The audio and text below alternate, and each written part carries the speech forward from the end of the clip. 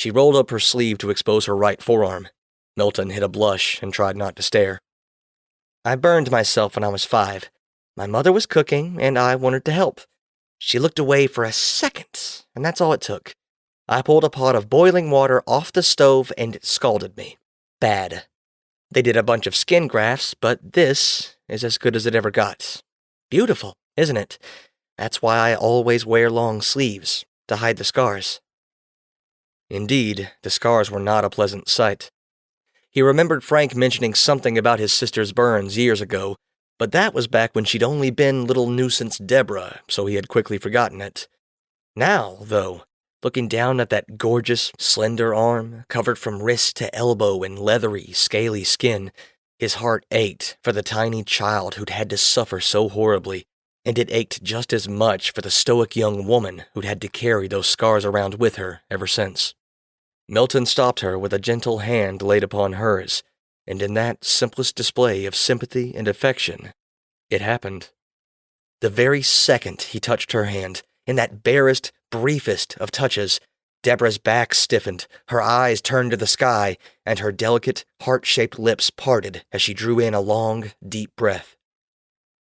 At last, Deborah's body eased, and she blinked several times as if awakening from a dream.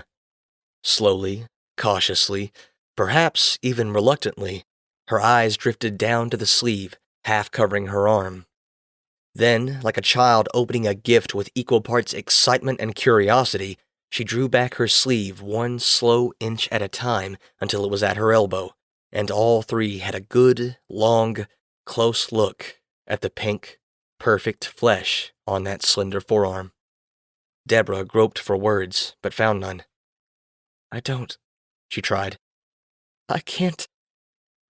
Tears welled up in her eyes as she gazed down upon a pink, perfect arm she had only ever known in dreams.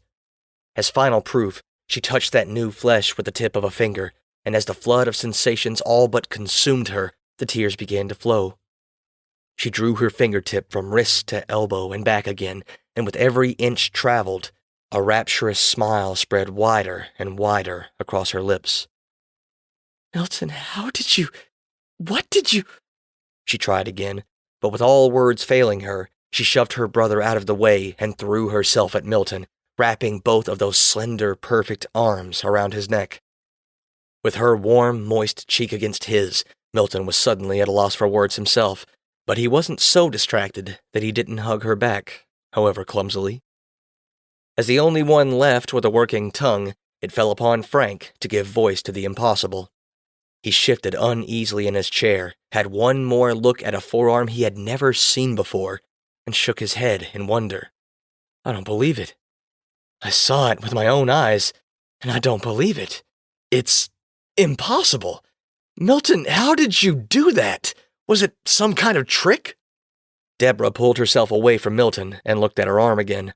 She ran her fingertips over healthy, pink flesh that only seconds before had been ugly, leathery hide.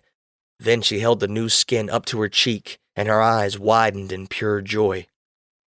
"All the nerve endings were destroyed," she said softly, as if speaking the words aloud might undo everything. "I haven't felt anything on this arm since... She played her fingertips over the area one more time and giggled with glee. "It tickles." "But how?" Frank asked again. "Can that placenta what's-its really do that?" "No, Frank," Deborah said, not taking either her eyes or her fingers from that new skin for even a second. "No placebo effect can account for this. Spontaneous regrowth of dermis and epidermis, complete with active nerves and hair follicles? Brother. No way. Nothing can do that. Besides, the placebo effect requires the person to believe that the drug or treatment will work, and I most certainly did not." "But something did do that," Frank insisted. "Come on, Deb, you're the smart one in the family. What the hell did we just see?" She watched her own fingers trail up and down perfect, pink flesh, and she struggled for an explanation. When all else eluded her, she turned to her brother and gave him the only answer she could. "Frank, I think we just witnessed a miracle."